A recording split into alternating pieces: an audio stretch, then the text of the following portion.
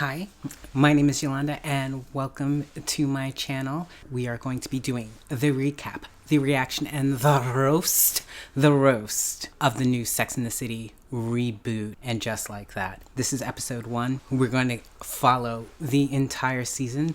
These are 10 things that stood out to me. I went to a watch party. No one was into this. No one was into this.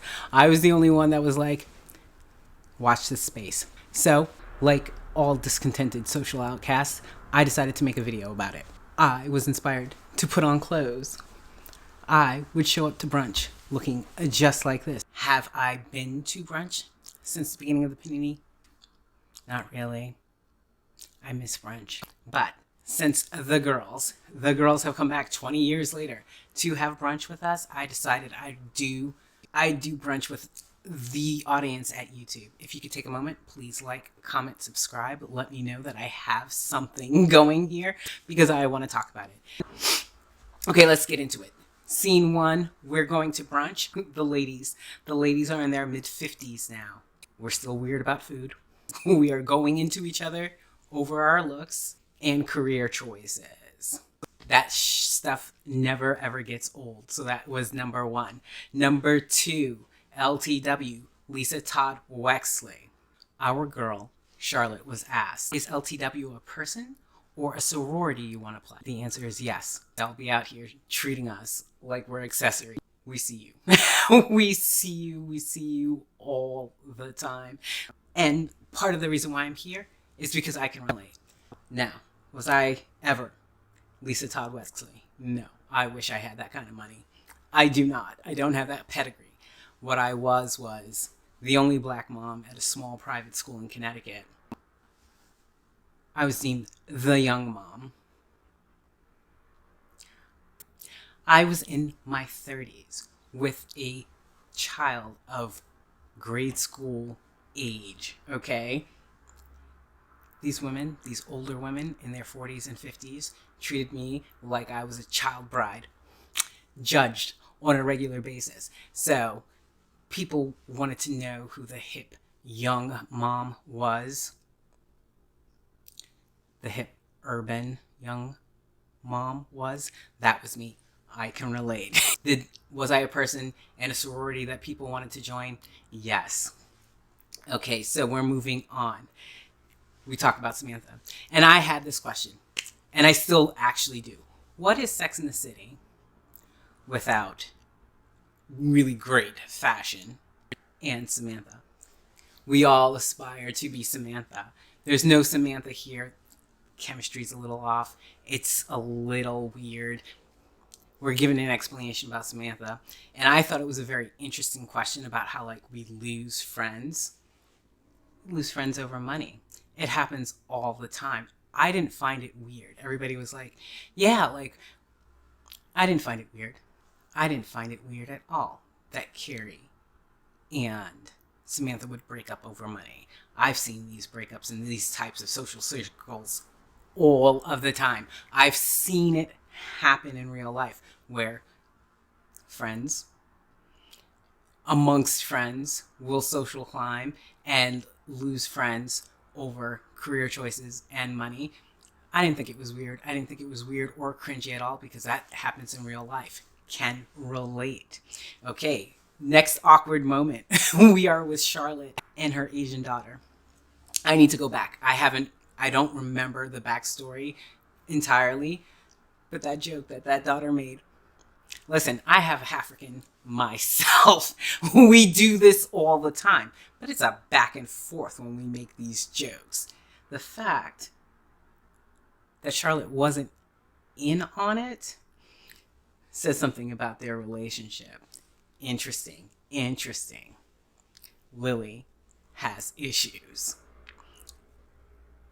My daughter, not being of one thing or another, also has issues. We can discuss. We are given little hints as to the other daughter, the fully white daughter, Rose.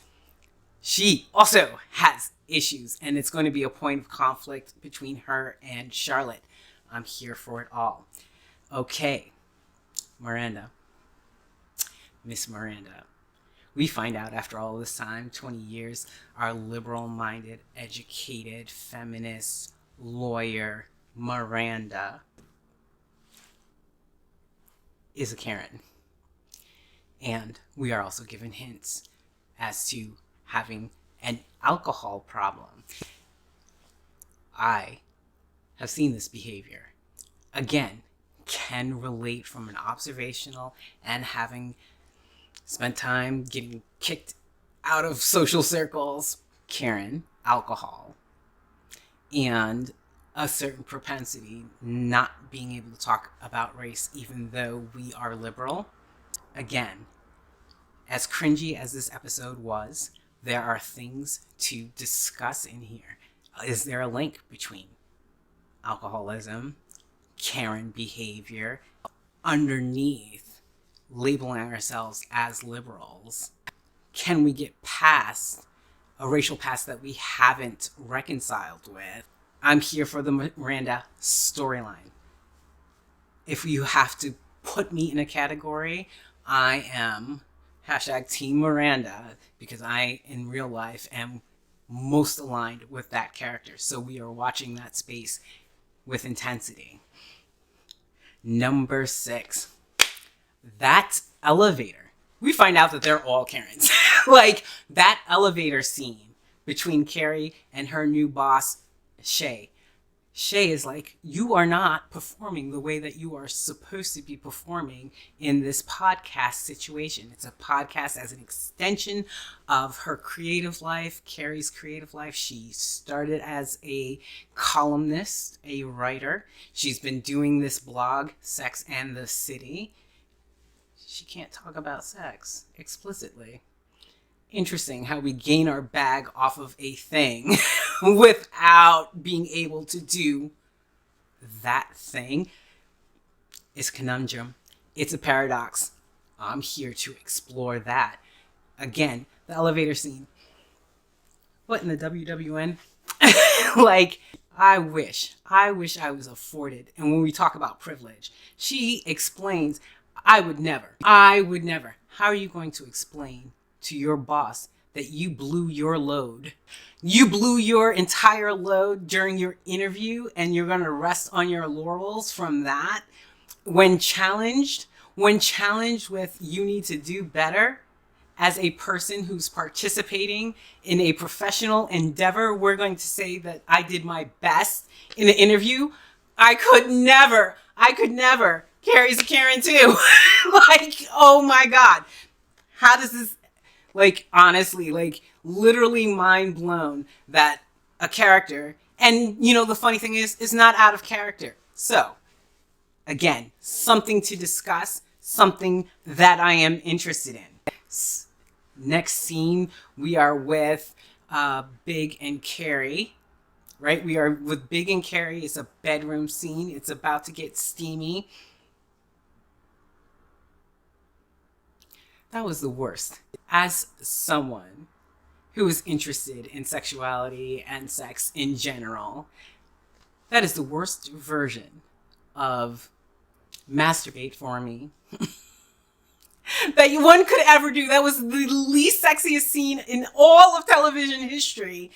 Like, that was awkward and terrible between two people that are supposed to love each other and know each other's rhythms and be able to communicate with each other. This was the, no pun intended, but here it comes anyway. This was the big thing about this relationship. This is why we should care. This is why we should care about Mr. Big. No, no, that was dry. It was terrible. I was like, but why though? But why?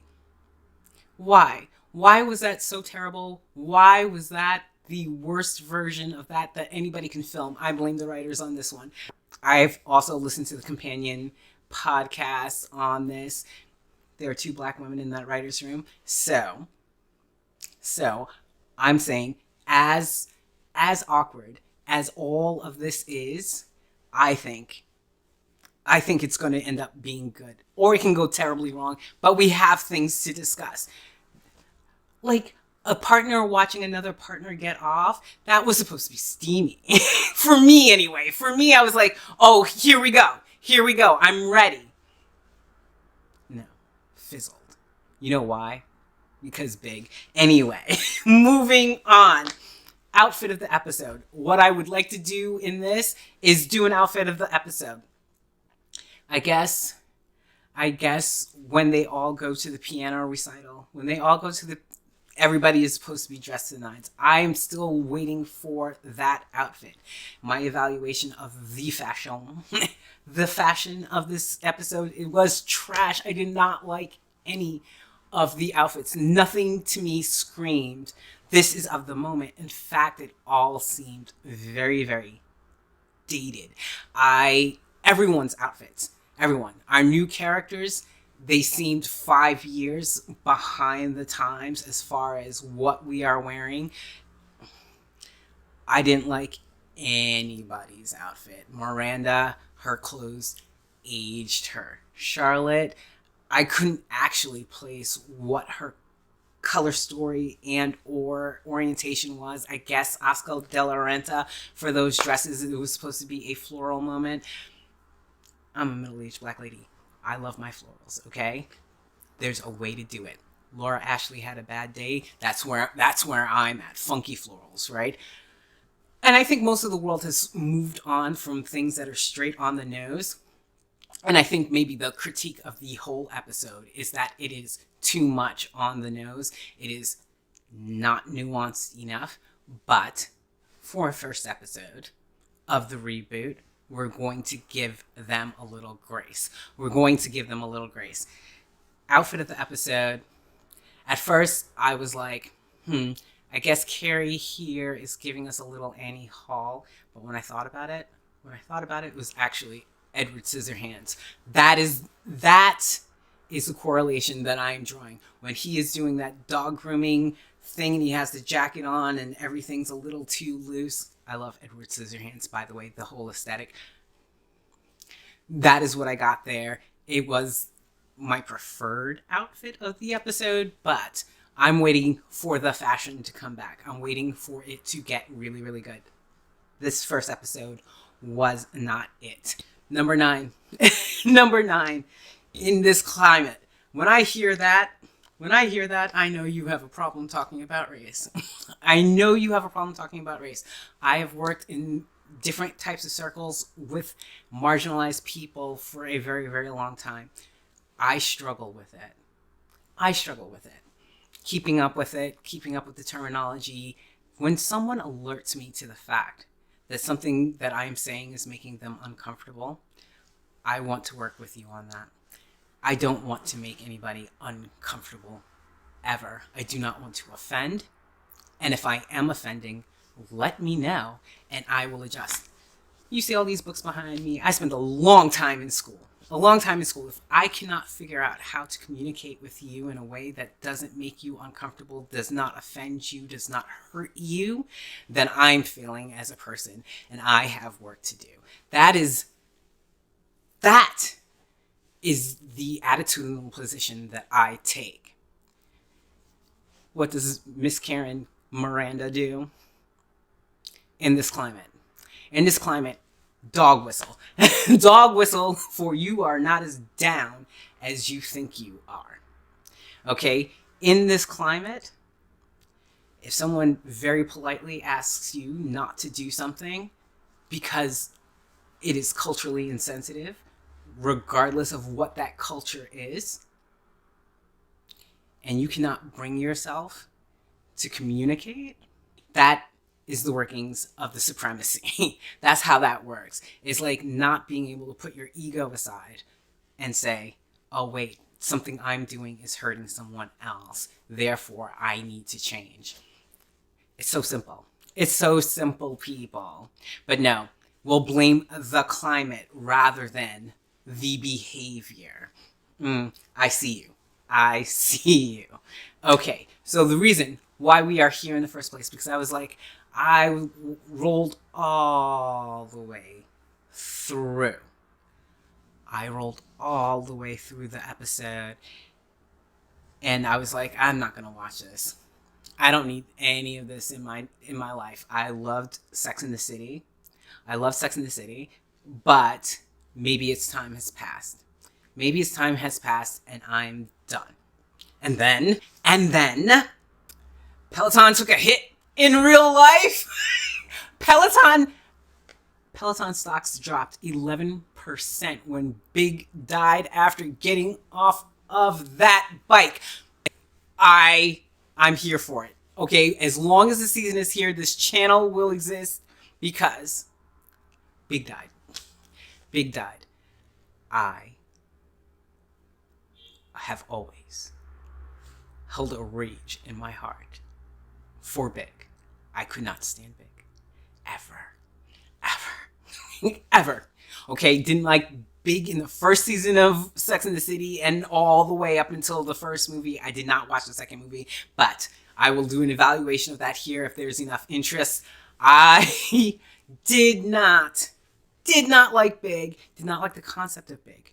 Like Big, okay, the Bigs of the world. And if we remember, we go back, there's a link between Big and Donald Trump. Donald Trump made, I think, more than one guest appearance, and I have to go back through this. I have to go back through the series. I'm going to go back through the entire series. Made an appearance on Sex and the City. My memory serves me correctly. They were aligned. Big has been like, I've never liked Big. I never liked Big for Carrie. I've never really liked Carrie either.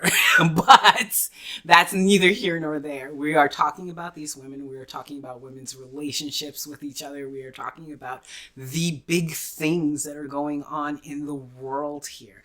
So Big dying is what saves the show. I'm excited. I want to discuss all of these things. This is my recap, reaction, and roast. Love that alliteration there. I want to talk about it. I want to discuss. So, Big dying. Big emotional point for me. I was cheering. I'm raggedy, okay? Don't at me. I was like, yes, I'm here for...